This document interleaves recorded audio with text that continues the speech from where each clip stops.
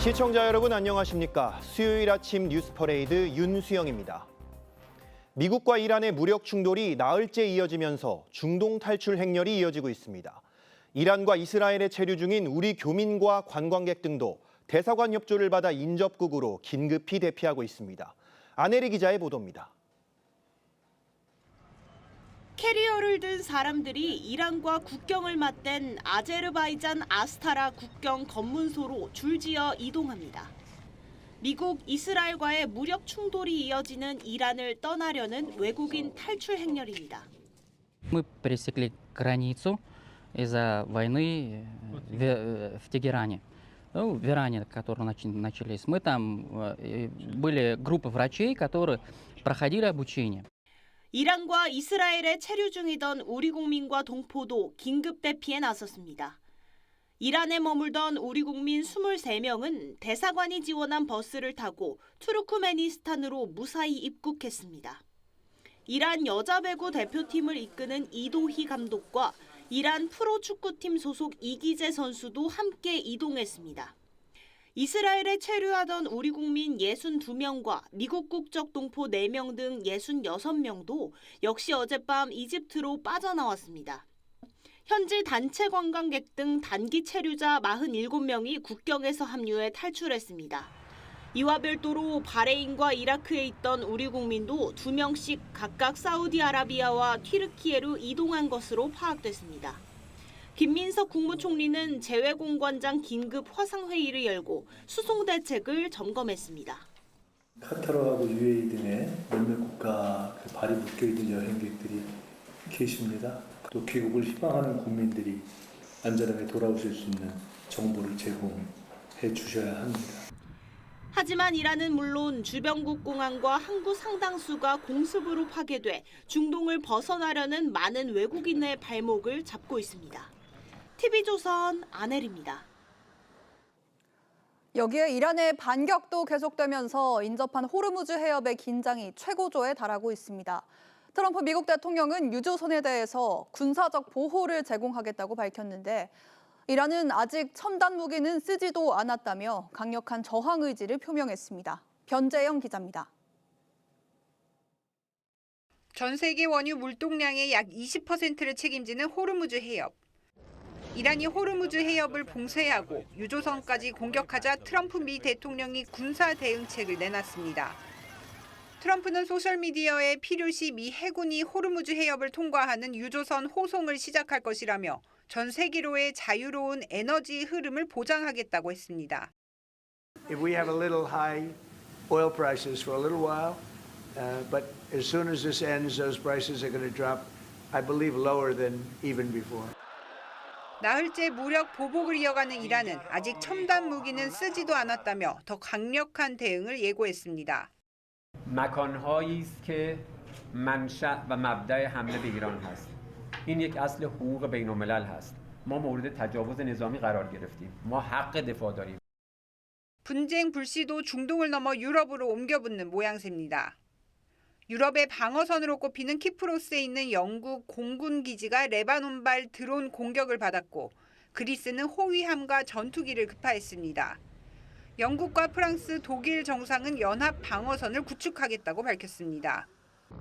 이란이 지원하는 예멘 후티 반군까지 참전 채비에 나서 확전이 가속화할 거란 전망이 나옵니다. TV조선 변재영입니다.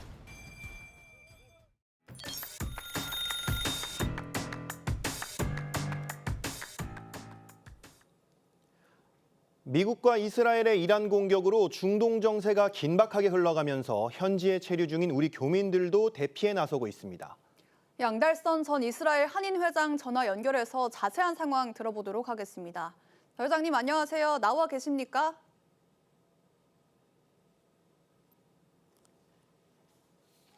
네, 회장님 지금 나와 계십니까? 네, 안녕하십니까? 네, 지금 예루살렘에 계시죠. 안전하게 계신지 걱정인데 현지에서 이제 이란이 이스라엘을 향한 공격을 계속하고 있다고 저희가 보도로 보고 있는데 지금 상황 좀 어떻습니까? 네, 저는 예루살렘에 있습니다. 2월 28일 충돌이 시작돼서 당시에는 로켓 정보 사이렌 여러 차례 울려 방공으로 대피하였습니다. 긴장감이 상당히 높았습니다. 하지만 어제 오늘은 경보가 거의 울리지 않고 있고 예루살렘 비교적 평화를 되찾은 분위기입니다. 물론 지역에 따라 차이는 있습니다. 일부 지역에서는 여전히 경보가 울리고 있고 광국 시스템이 아이언돔이 가동되기도 합니다. 다만 도시 전체가 마비된 상황은 아니며 시민들은 침착하게 대응하고 있습니다. 네, 폭격 소리 얼마나 자주 들리는지도 좀 궁금하고요. 이스라엘의 한국인 교민들도 500분 정도 있다고 하시던데 별다른 피해는 없는 겁니까? 네, 현재까지는 교민들의 피해는 없습니다. 네, 그러면 현재 이 정부 주도로 이란과 이스라엘 교민들이 인접한 국가로 대피 중이라는 보도들이 나오고 있는데 이 주변에 대피에 나선 교민들이 좀 있습니까? 뭐 대피가 진행이 되고 있습니까? 네, 어제 일부 교민과 단기 체류자 약 113명 정도가 육로국을 통해 이트로 출국했습니다. 정부와 주 이스라엘 대한민국 대사관의 안내에 따라 자율적으로 이동이 이루어지고 있으며 전반적으로 질서 있게 진행되고 있습니다. 특히 현장에서 교민 안전을 위해서 주고 계신 대사님과 대사관 직원 여러분의 노고에 깊이 제도 감사드리고 있고요. 다만 현재까지는 대규모 혼란 상황은 아니며 비교적 차분하게 상황이 관리되고 있습니다. 네, 그러면 회장님께서는 혹시 대피하실 계획이 있으십니까? 네, 현재로서는 상황을 지켜보며 예루살렘에 머물고 있을 계획이고요. 이곳에 3년 가까이 살아온 저로서는 과도하게 불안해하기보다는 냉정하게 판단하려고 합니다. 네, 30년 정도 사셨다고 말씀하셨는데 예루살렘에 계속 머무신다면 안전에 문제 없을지 걱정이 되는데 따로 혹시 뭐 준비를 하신 게 있을까요? 저희들은 예전부터 기본적인 대비는 되어 있어요. 비상 대비 공간을 저희도 점검했고 물과 비상 식량, 보조 배터리 등을 준비해 두었습니다. 이스라엘은 아시다시피 오랜 안보 위기를 겪어온 만큼 대응체가 비교적 체계적으로 작동하고 있으니 공식 지침을 따르는 것이 가장 저는 중요하다고 생각하고 있습니다.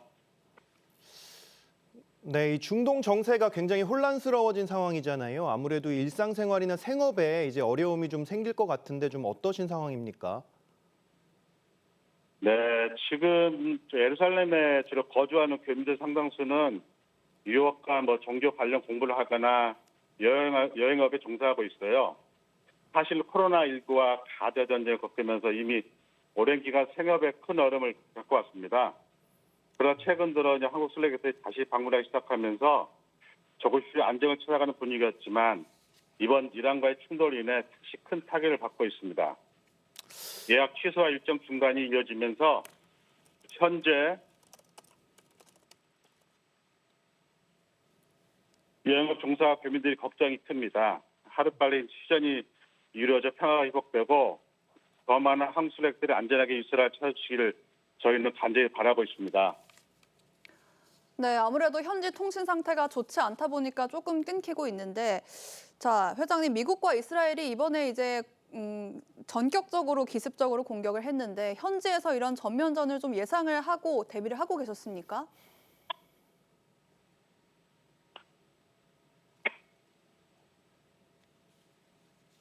지난해 6월에 이란이 전례 없이 직접 미사일과 드론을 발사했기 때문에 상징 충격이 저희들은 상당히 많이 컸습니다. 이번엔 미국까지 깊이 연관돼 있다는 점에서 국제적 파장이 더 크다는 점이 다르게 저희들은 느껴지고 있고요. 군사적 긴장뿐 아니라 국제 정치적 파급력도 더 클 수 있다는 점에서 체감 긴장들은 더 복합적으로 많이 저희들은 느끼고 있습니다. 네, 회장님, 전쟁이 마무리될 때까지 안전하시기를 바라겠습니다. 오늘 말씀 여기까지 듣도록 하겠습니다. 전화 연결해 주셔서 감사합니다. 네, 감사합니다. 국회가 한미무역협상 후속입법을 위한 대미투자특위를 재가동합니다. 사법개혁 3법 처리를 둘러싼 여야 갈등으로 회의가 지연이 됐었는데 관련 법안의 조속한 처리를 위해 논의를 재개하기로 한 겁니다. 변정현 기자입니다.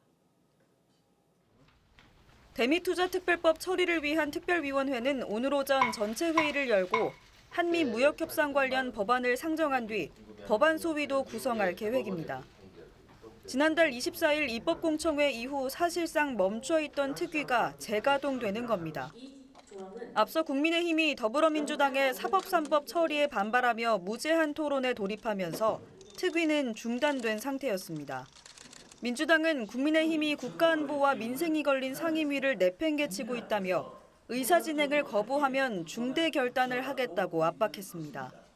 국민의힘이 의사 진행을 거부한다면 민주당은 국회법이 정한 절차에 따라 법안 처리를 위한 중대한 결단을 내릴 것입니다. 여야는 사안의 시급성을 고려해 다음 주 월요일까지 법안 소위를 연이어 개최하고 법안을 의결하기로 합의했습니다. 행정통합특별법을 두고는 여야가 여전히 입장차를 좁히지 못하고 대립하고 있습니다. 국민의힘은 대구경북통합법을 통과시켜달라고 요구하지만 지역을 갈라치기 하면서 통합법 통과를 가로막고 있는 게 누구입니까? 바로 다수당인 더불어민주당입니다. 민주당은 대전 충남 통합법에 대한 단일한 의견도 만들어 오라며 사실상 처리를 거부하고 있습니다. 국민의힘 대구 경북 의원들과 이철우 경북지사는 오후 국회에서 규탄대회를 열고 법안 통과를 다시 한번 촉구할 계획입니다. TV조선 변정현입니다. 조희대 대법원장이 국회를 통과한 사법 3법과 관련해 국민들에게 해가 되는 내용이 없는지 마지막까지 숙고해달라고 했습니다. 이재명 대통령에게 거부권 행사를 요청한 걸로 해석이 되는데 개별 재판을 악마화하는 방식은 바람직하지 않다며 여당을 향해 작심 발언도 했습니다. 조윤정 기자입니다. 조희대 대법원장이 사법 개편 3법 국회 통과 뒤 처음으로 입장을 밝혔습니다. 조 대법원장은 국회의 입법 활동을 존중한다면서도 국민들에게 해가 되는 내용은 없는지 마지막까지 심사숙고해달라고 했습니다. 민주당이 사법 개편의 명분으로 삼은 사법부 불신에 동의하기 어렵다며 개별 재판을 두고 악마화하는 방식은 바람직하지 않다고도 했습니다. 지난해 5월 대법원 전원합의체가 이재명 대통령의 선거법 위반 사건을 유죄 취지 파기환송한 뒤 민주당이 사법부를 압박하고 조 대법원장 사퇴를 요구해온 것에 대한 반응으로 해석됩니다. 사법 불신의 원흉 책임자는 조희대 대법원장입니다. 조희대 대법원장은 즉각 대법원장직에서 내려오시기 바랍니다. 이런 가운데 6년 임기를 마친 노태학 대법관이 퇴임했습니다. 노 대법관은 퇴임사에서 사법의 결론을 정치적으로 해석하면 한쪽의 비난과 공격을 피하기 어렵다며 정치권의 행태를 지적했습니다. 지난 1월 21일 대법관 후보 추천위가 후임 대법관으로 4명의 후보자를 추천했지만 대법원장의 임명 제청이 아직 이뤄지지 않아 당분간 공백이 이어질 전망입니다. TV조선 조윤정입니다. 공천원금 1억 원을 주고받은 혐의를 받는 강선우 의원과 김경전 서울시 의원이 구속됐습니다. 관련 녹취록이 공개된 지 2달여 만인데 법원은 이들이 증거를 인멸할 염려가 크다고 판단했습니다. 장혁수 기자가 보도합니다. 영장 심사를 위해 법원에 출석한 김경전 서울시 의원. 1억 원은 공천의 대가가 맞습니까? 강선 의원 측에서 먼저 금품을 요구한 게 맞습니까? 뒤이어 출석한 강선우 의원은 본인 입장만 짧게 밝힌 채 입을 굳게 닫았습니다. 국민께 심려를 끼쳐드려 다시 한번 죄송하다는 말씀 올립니다. 법정에서 성실하게 소명드리도록 하겠습니다. 법원이 이들에 대해 증거를 인멸할 염려가 있다며 구속영장을 발부했습니다. 두 사람은 지방선거를 5개월 앞둔 2022년 1월 서울 용산구의 한 호텔에서 시의원 후보 공천 대가로 현금 1억 원이 든 쇼핑백을 주고받은 혐의를 받습니다. 경찰은 강 의원이 압수수색에 대비해 증거를 없애려 한 정황을 포착했고 김 전 시의원 역시 수사 초기 미국으로 출국하고 메신저 기록을 지우는 등 증거인멸 정황이 뚜렷하다고 주장했습니다. 강 의원은 받은 금품을 모두 반환했고 현역 의원 신분으로 도주 우려도 없다고 반박했지만 법원은 받아들이지 않았습니다. 공천 헌금 수사 2개월 만에 핵심 피의자의 신병을 확보한 경찰은 이르면 오늘 오후 두 사람을 불러 조사할 전망입니다. TV조선 장혁수입니다.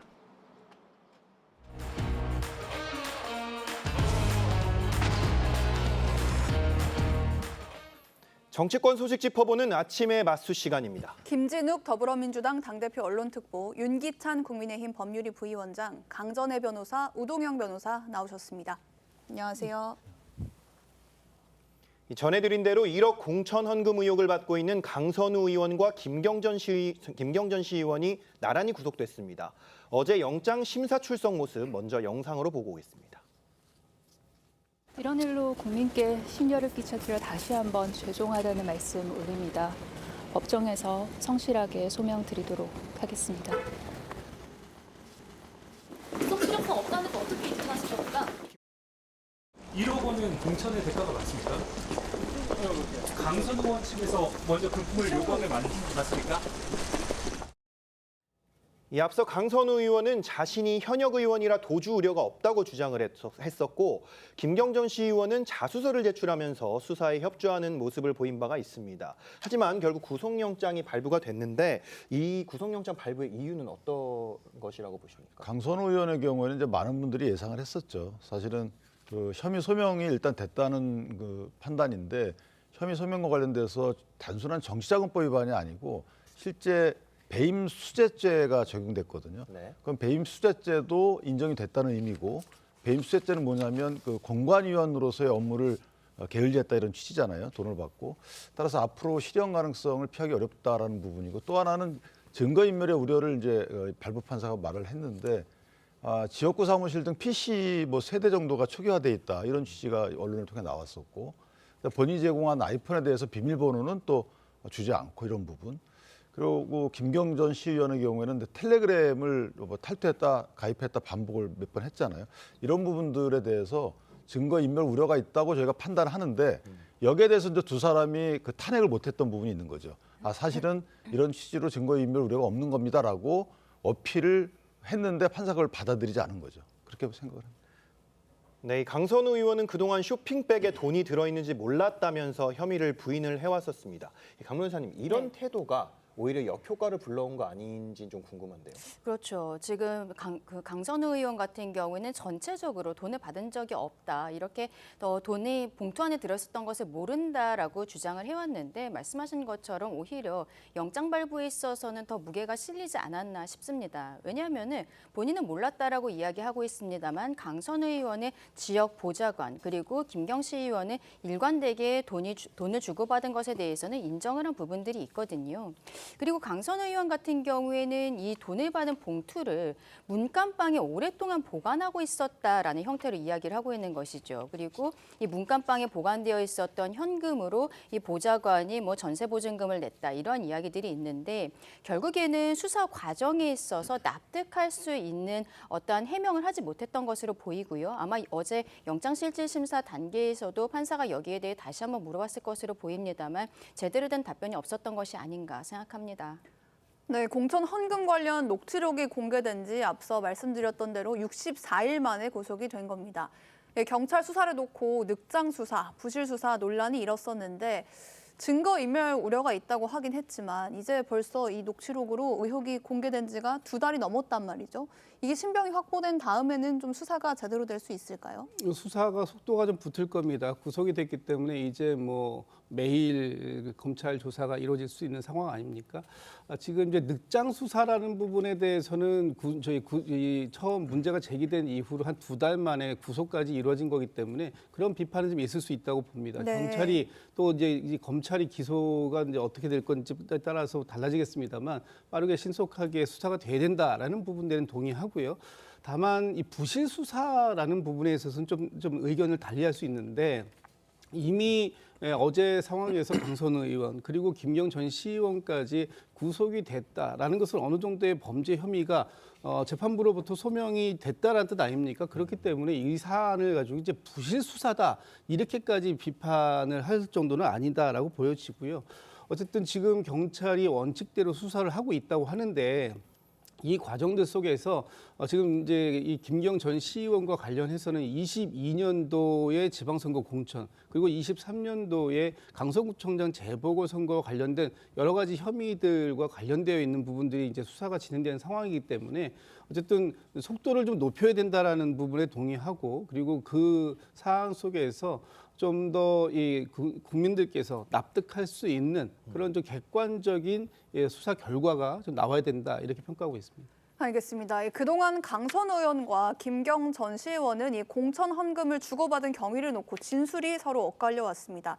경찰이 두 사람을 오늘 조사하면서 이르면 오늘 대질 조사를 할 수도 있다는 이야기가 나오는데 우 변호사님, 이 대질 조사를 하게 되면은 진술이 조금 맞아질 수도 있을까요? 예, 일단 경찰이 밝힌 바에 의하면 오늘 오후에 두 사람을 불러서 조사한다고 하니까 그럴 수 있을 것 같습니다. 다만 그리고 또 경찰은 대질 두 사람의 의견이 엇갈리는 만큼 대질 조사를 강하게 요구할 것으로 보입니다. 다만 두 사람이 대질 조사에 얼마나 적극적으로 응할지는 좀 별개인 것 같습니다. 네. 네, 이 구속영장에서 뇌물죄가 아닌 배임죄가 적용이 됐습니다. 이 경찰이 추가 조사를 한다고 했거든요. 경찰이 추가 조사해서 이 뇌물죄가 성립하는지도 좀 보겠다 이렇게 얘기를 했는데 뇌물죄 성립한 거에 대한 이제 조사가 가능할지 저는 뭐 사실 불가능하다고 보는데요. 왜냐하면 이게 이제 판례로 어느 정도 확립이 돼 있고 여기서 만약에 경찰이 이 판례에 불구하고 수사를 하잖아요. 그러면 얼마 전에 통과된 법 왜곡죄에 해당할 수가 있어요. 네. 엄격한 법리가 있는데 이거를 뇌물죄를 적용해서 수사한다. 그러면은 뭐 여당이 단독 추진한 법 왜곡죄에 해당할 여지가 있는 거고. 다만 이제 강선 의원이 국회의원 업무와 관련돼서 김경전 시의원을 도와줬다. 예컨대 뭐 가족회사의 사업 관련된 특혜를 얻는데 여러 가지 도움을 줬다. 이런 것들이 밝혀지면 뇌물죄 적용할 수 있는 여지가 있지만 이와 같이 이제 공천 관련해서 돈을 받는 대가 의미로 돈을 받는 경우에는 저희가 공무로 판단하지 않거든요. 그래서 그거는 좀 어렵지 않겠는가 이렇게 생각합니다. 네, 김경 전 시의원은 이 공천 헌금 외에도 강선 의원에게 이른바 쪼개기 후원을 했다는 의혹, 공천 로비 의혹도 받고 있습니다. 강 변호사님, 이 부분에 대한 수사는 앞으로 뭐가 쟁점이 될까요? 일단은 어제 이제 구속이 된 공천 헌금 의혹과 관련해서는 김병기 의원에 대한 수사 속도도 높여지지 않을까 싶습니다. 네. 결국에는 김경시 의원이 1억 원을 지급했다라는 것을 알면서도 공관위 간사로서 여기에 대해 문제 제기를 했다라는 기록이 남아있지 않거든요. 그럼 김병기 의원에 대해서도 추가적인 조사가 아마도 속도감 있게 이루어질 것이라는 생각이 들고요. 그리고 말씀하신 내용 중에서 쪼개기 후원 같은 경우에도 김경시 의원이 지인들의 명의를 이용해서 강선 의원에게 후원을 했다라고 하는데 강선 의원은 이 부분도 알자마자 반환했다라고 이야기를 하고 있습니다. 그렇다면 어떤 형태로 알게 되었는지 그리고 반환을 할 때까지 기간이라든지 이런 것들에 대해서도 추가적인 조사가 있을 것이라고 보입니다.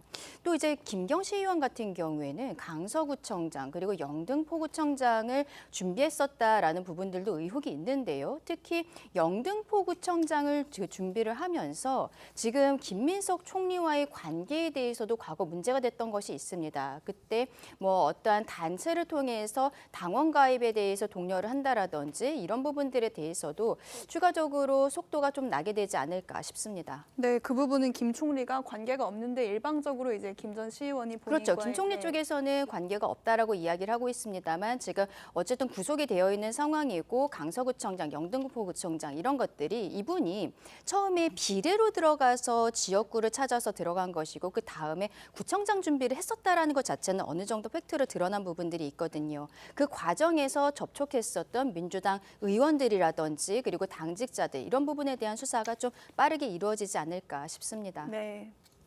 네, 경찰이 김 전 시의원 보좌관이 사용했던 이른바 황금 PC를 확보했다고 하는데 여기에는 120여 개의 녹취 파일이 들어있다고 합니다. 여기에 거론된 현역 의원 보좌진에 대한 조사도 이루어졌는데 김 특보님, 이 민주당의 이 조사가 민주당의 다른 현역 의원들에게까지 좀 여파가 미칠 가능성도 있을까요, 혹시나? 가능성은 있지만 뭐 그게 그렇게 크게 작동될 가능성은 좀 저는 낮다고 봅니다.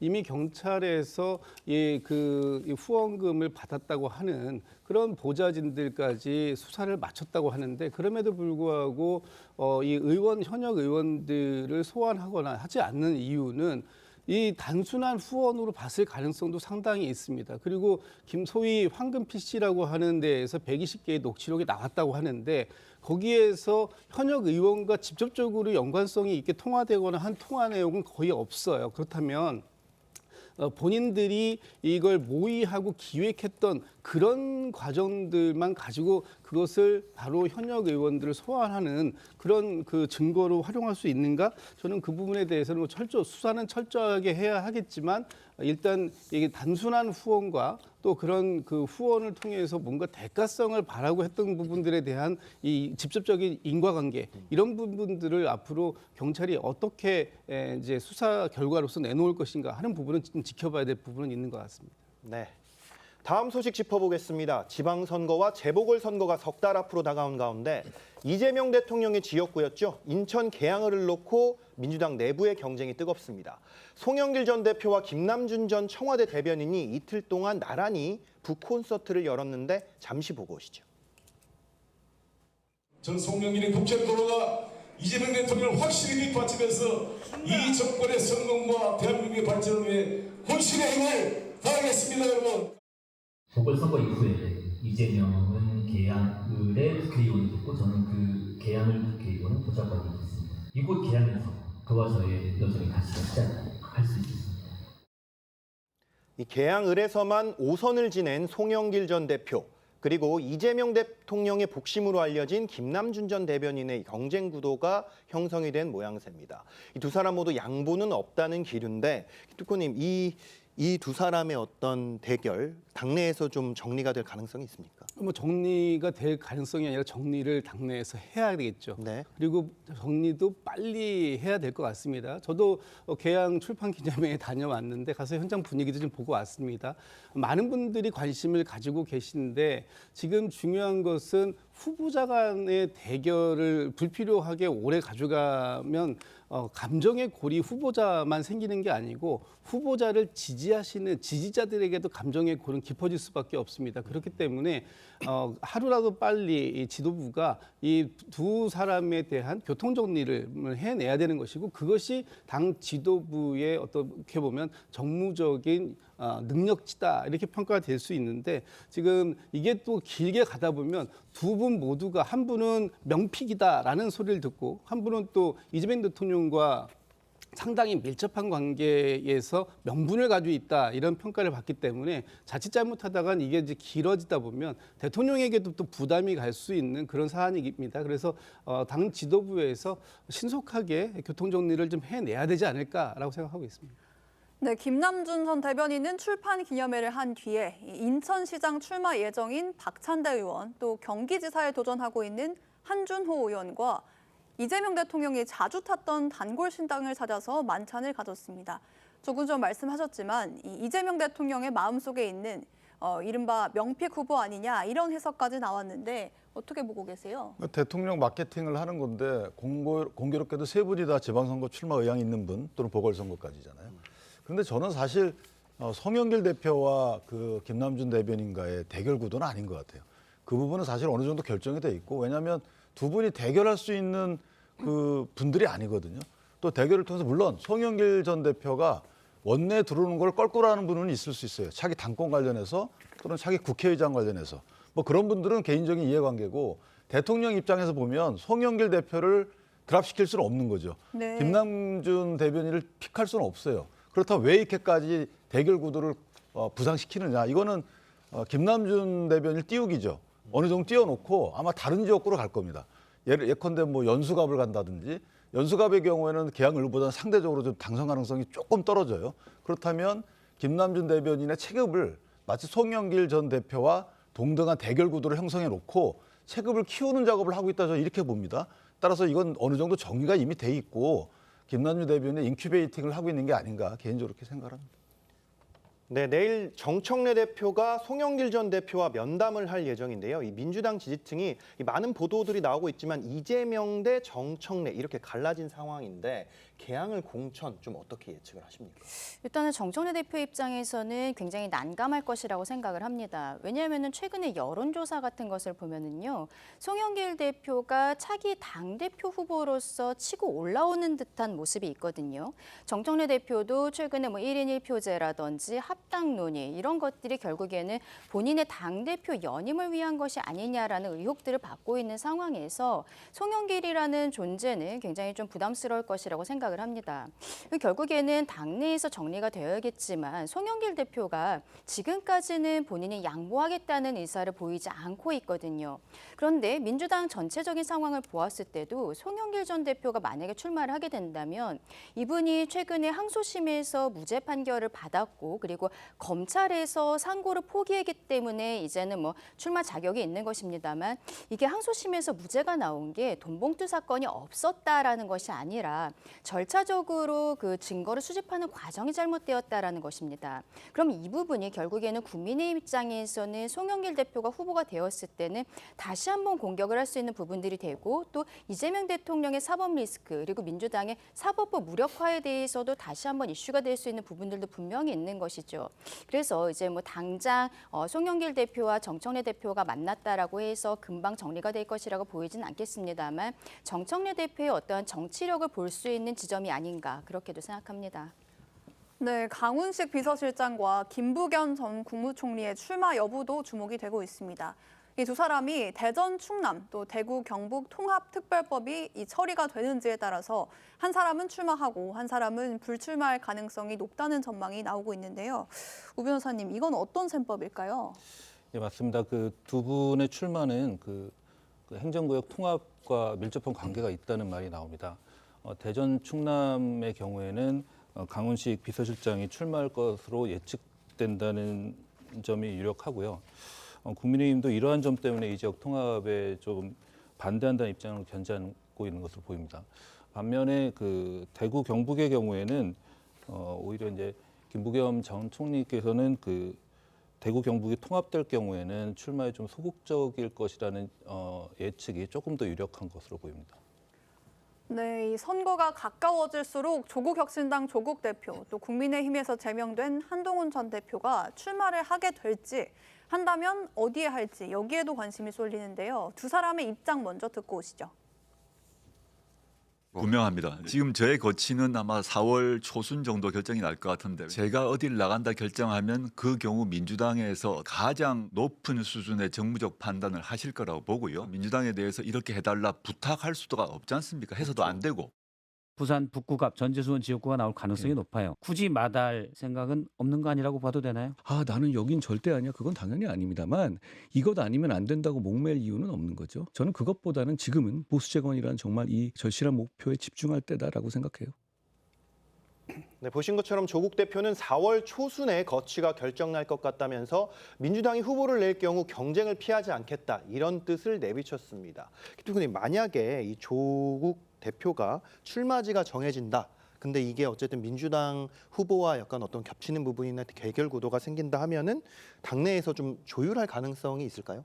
그래서 그 부분은 이제 뭐 가능성은 남아 있다고 보는데 지금 이제 4월 초에 최종적으로 출마제를 결정하시겠다라고 얘기하는데 저희 민주당이 그러면 후보 선택을 4월 초까지 미루고 있어야 될 상황은 아니지 않습니까? 네. 지금 이미 민주당은 빠르게 지방선거와 재보궐선거에 관련된 공천 작업을 진행하고 있습니다. 네. 그렇기 때문에 아마 조국 대표께서는 민주당의 후보 공천 과정들을 다 지켜보시고 본인의 이 최종적인 후보지를 선택하실 가능성이 있어 보이는데 그 이후에 지금 당에서는 조국혁신당과의 합당을 논의하는 그런 테이블도 좀 이제 만들 생각이 있는 것 같고요. 또 이번 지방선거를 어떤 방식으로 치러낼 건가 하는 부분에 대한 당내 논의가 지금 진행되고 있는 상황이기 때문에 그런 여러 가지 결과가 연동된 상태 속에서 최종적인 어떤 그 합의의 과정,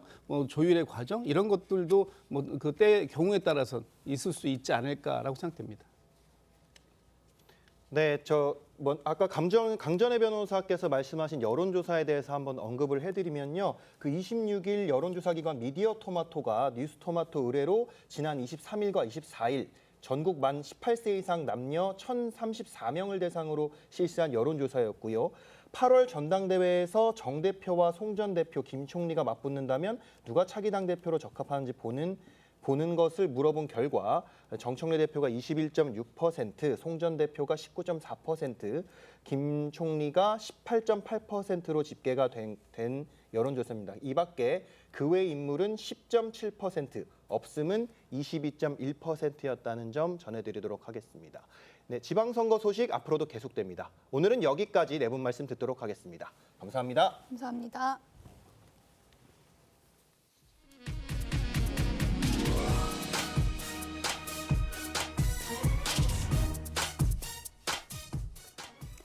어제 저녁 7시 20분쯤 인천 서구 청라동의 인도에 세워져 있던 지게차가 갑자기 움직이며 보호자와 걷고 있던 생후 18개월 여자아이를 들이받았습니다.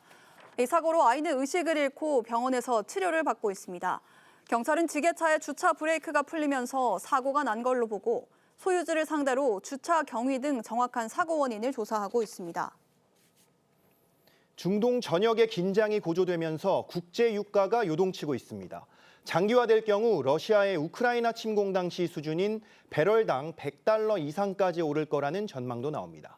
석유를 원료로 쓰는 업종은 물론이고 이 반도체와 디스플레이 등 전기 사용 비중이 큰 업종들까지 비상이 걸렸습니다. 장동욱 기자입니다.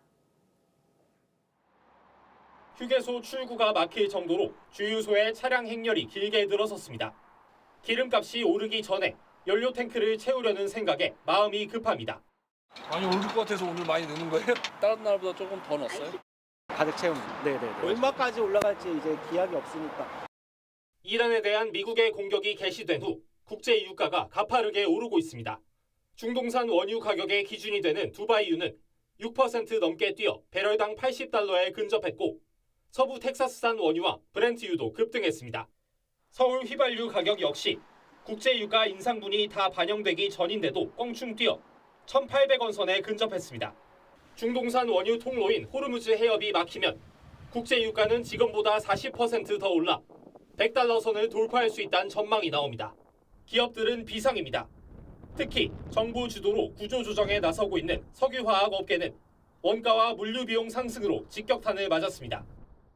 유가가 오르고 이게 또 환율 방어에도 좀 더 어려움이 생기잖아요. 국내 물가 관리도 잘 안 되고 석유화학 산업 쪽의 구조조정이 좀 아무래도 AI 산업 급성장에 따라 생산 시설을 대폭 늘리고 있는 반도체 업계 역시 중동발 에너지 위기로 전기 요금이 오를 경우 경쟁력이 흔들릴 수 있습니다.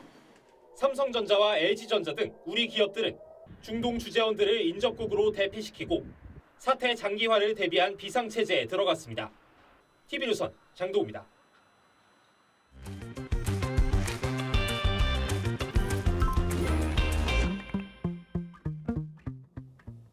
화제의 이슈를 콕 집어 파헤쳐보는 아침의 픽입니다. 미국의 이란 공습 이후 국내 첫 거래일인 어제 국내 금융시장이 직격탄을 맞았습니다. 이란 사태로 인한 국내 주식시장 현황과 전망을 손석우 건국대 행정대학원 겸임 교수와 짚어보겠습니다. 안녕하세요. 네, 안녕하세요. 네, 어제 코스피가 7% 이상 폭락하면서 5,800선이 무너졌거든요. 어제 하루 기준에 452포인트가 떨어진 건데 이게 역대 최대 규모의 낙폭인 거죠? 네, 그렇습니다. 어제 450포인트 넘게 떨어졌고 이제 퍼센테이지로 따지면 7%대 급락세를 보였거든요.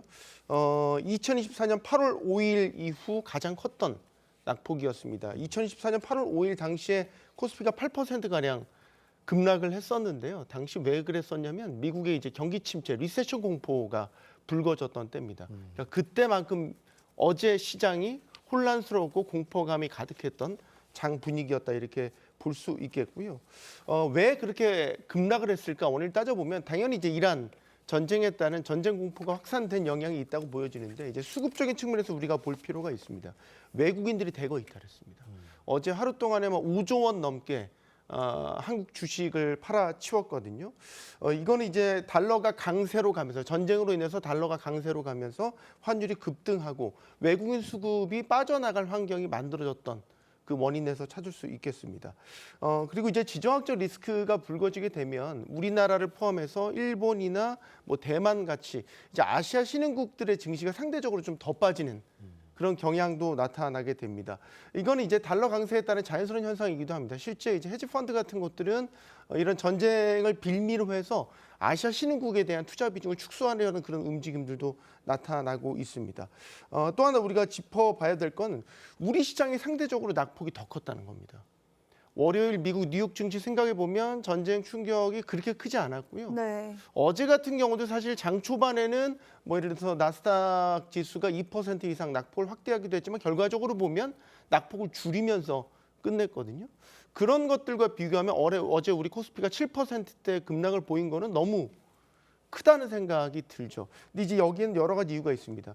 미국 같은 경우는 연초 들어서 계속해서 조정을 받았던 장이고 우리 코스피 같은 경우는 거침없이 올라왔던 장입니다. 그러니까 단기간에 6,000포인트 넘고 6,300포인트까지 찍으면서 계속 질주를 했던 부분이 있기 때문에 전쟁을 빌미로 차익 실현 욕구가 강해졌던 측면도 있습니다. 이제 앞으로가 관건인데요. 저는 앞으로의 관건은 외국인들의 이탈을 좀 주시해야 될 것으로 보입니다. 네. 간밤에도 환율이 많이 올랐고 달러도 계속해서 강세로 가고 있기 때문에 외국인들이 지속적으로 한국 주식을 팔아칠 이유들이 계속해서 생겨나고 있는 상황입니다. 네, 이 말씀하신 대로 주요 아시아국의 증시가 좀 떨어졌고 일본과 대만 3, 4% 떨어진 것과 비교하면 아무래도 우리 증시가 최근에 많이 올라서 낙폭이 더 컸던 것 같다 이렇게 말씀해 주셨는데 이거 말고 산업 구조적인 이유는 없을까요? 한국도 그렇고 일본도 그렇고요. 원유를 거의 100%다 수입에 의존하고 있죠. 네. 그리고 이제 우리나라가 지금 증시가 오르는 주요 이유 중에 하나가 이제 반도체 슈퍼사이클이 있지 않습니까? 원유가 장기적으로 계속해서 배럴당 $100 이상 뭐 이렇게 오른다고 가정을 해보죠. 원유가 이렇게 올라가게 되면 각종 생산 단가들이 다 올라가게 됩니다. 그게 반도체도 예외는 아니거든요. 그래서 이렇게 전쟁으로 인해서 유가가 올라가는 거에 대한 위험 노출도가 다른 유럽이나 미국에 비해서 한국이나 일본 같은 아시아 국가들이 더 위험 노출도가 크다라고 판단하기 때문에 상대적으로 더 외국인들의 이탈이 큰 이유도 여기에 있다고 볼 수 있겠습니다. 네. 네, 반도체 슈퍼사이클을 좀 이야기를 해주셨는데 지금 들여다보니까 이 코스피 상승세를 이끌어왔던 삼성전자와 SK하이닉스 이 주식도 10% 안팎으로 크게 떨어졌습니다. 반면에 두 자릿수 이상 급등한 주식도 있다고요? 네. 우리가 이제 이렇게 이란 사태 같이 지정학적 리스크가 불거졌을 때 딱 주목받는 섹터들이 있습니다. 방산, 그다음에 뭐 정유, 하나만 더 하자면 뭐 해운 같은 것들이죠. 방산 같은 경우는 이제 전쟁이 발발을 하게 되면 무기 수요가 급증을 하기 때문에 방산 업체들에 대한 주가가 올라가는 건 어떻게 보면 자연스러운 현상이다라고 볼 수 있겠습니다.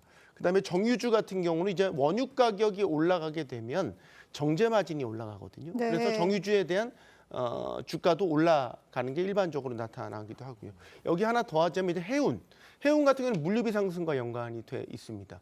현재 이란이 이제 호르무즈 해협을 봉쇄할 수 있다는 위협을 가하고 있기 때문에 호르무즈 해협을 지나다니는 이제 유조선을 비롯해서 각종 물류 선박들이 그 지역을 돌아다니지 못하게 된다면 우회하거나 돌아가게 돼서 물류비가 상승하게 되거든요. 이러면서 일시적으로 해운주에 대한 관심도 높아지는데 장기적으로 보면 방산주에 대한 관심이 더 높아질 수 있습니다. 왜냐하면 지난번 러시아 우크라이나 전쟁 때도 드러났지만 한국산 무기 체계에 대한 관심이 높아지는 상황인 거고 실제 이번에 군사적 침공이 일어나는 가운데서 일부 한국산 무기가 쓰였다라는 보도도 있었거든요. 만약에 지상군이 투입이 되고 사태가 장기화될 경우에는 한국산 방위 산업체들에 대한 관심도 높아질 것으로 보입니다.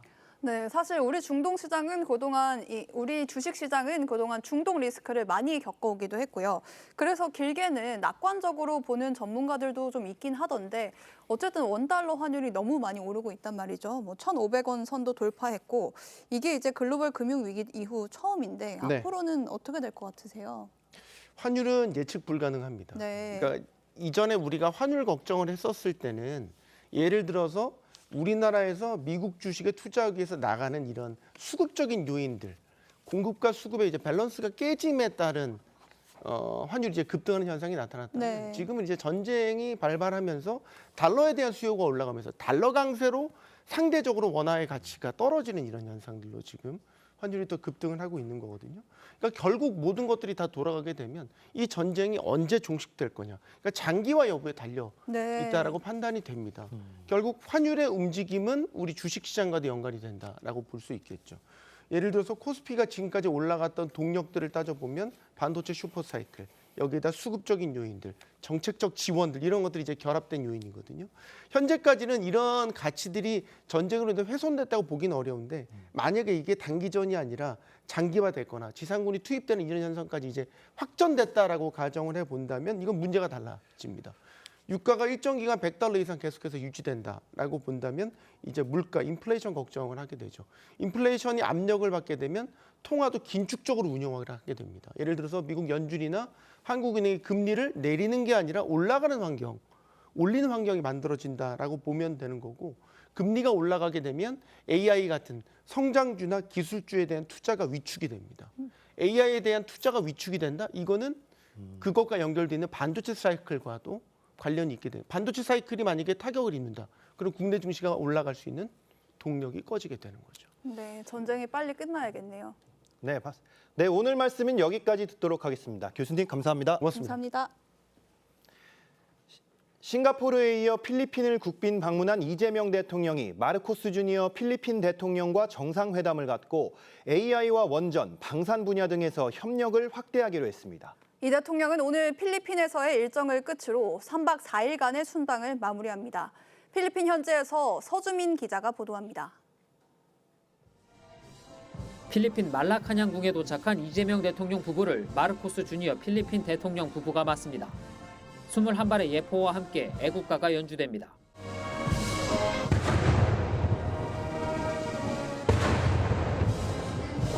두 정상은 회담을 갖고 방산과 조선, 원전 분야 등에서 실질적 협력을 강화하기로 했습니다.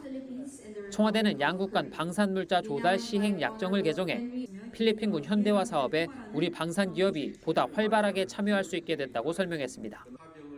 1984년 완공 이후 40년 넘게 멈춰있는 필리핀 바탄 원전 재가동 사업과 신규 원전 건설에 우리 기업의 참여 가능성도 거론됩니다. 필리핀 바탄 원전 재개 타당성 조사 결과 및 신규 원전 사업 도입 협력 MOU를 기초로 양국은 최적의 원전 협력 파트너로 자리매김하게 될 것입니다. 정상회담 뒤 열린 국빈 만찬엔 양국 정상과 정부 인사들 외에 롯데 신동빈 회장과 HD현대 정기선 회장 등 경제계 인사들도 참석했습니다. 특히 이 대통령이 국빈 방문한 어제는 한국과 필리핀이 수교를 맺은 지 77주년이 되는 날이라 의미를 더했습니다. 77년 전 오늘은 대한민국과 필리핀 간의 뜻깊은 우정과 연대, 동행의 역사가 시작된 바로 그날입니다. 잠시 뒤 이 대통령은 마닐라 영웅묘지 안에 있는 한국전 참전 기념비를 찾아 헌화하고 필리핀 참전 용사들을 만날 예정입니다. 이후 비즈니스 포럼과 동포 간담회 일정을 끝으로 귀국길에 오릅니다. 마닐라에서 TV조선 서주민입니다.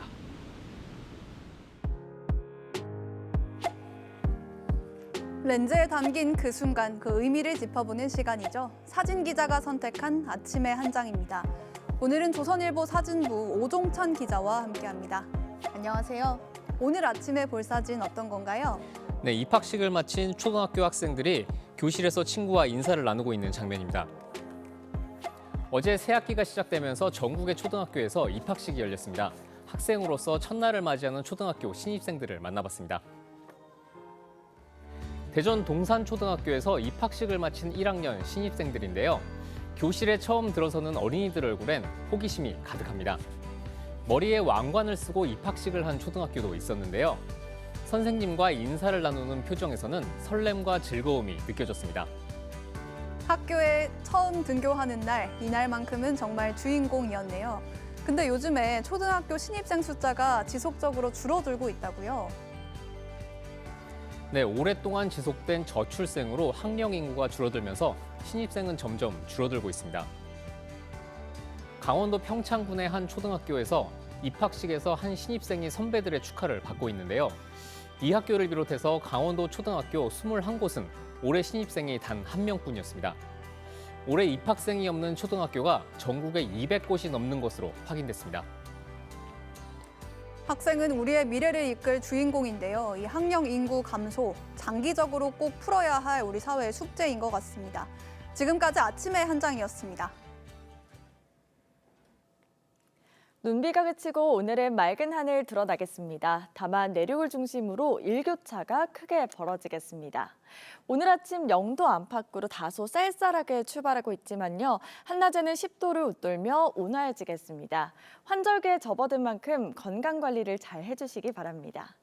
밤부터는 국외에서 먼지가 유입되면서 수도권과 충청의 초미세먼지 농도 나쁨 단계를 보이겠습니다. 오늘 전국이 대체로 맑겠지만 동해안은 대체로 흐리겠고요. 호남을 중심으로는 아침까지 가시거리 1km 미만의 안개가 끼겠습니다. 현재 기온을 보시면 서울이 0.8도, 대구 3.1도로 어제보다 낮게 출발하고 있고요. 한낮 최고 기온은 서울 11도, 청주와 대전 12도, 대구와 부산은 13도까지 오르겠습니다. 바다의 물결은 동해 먼 해상에서 최고 4m로 매우 높게 일겠고요. 해안으로는 너울성 파도가 밀려오겠습니다. 내일 밤 중부와 호남을 시작으로 금요일에는 전국 대부분 지역에 눈과 비가 내리겠습니다. 오늘의 날씨 박선민입니다. 이상으로 수요일 뉴스 퍼레이드 마칩니다. 저희는 내일 아침 7시 24분에 뵙겠습니다. 고맙습니다.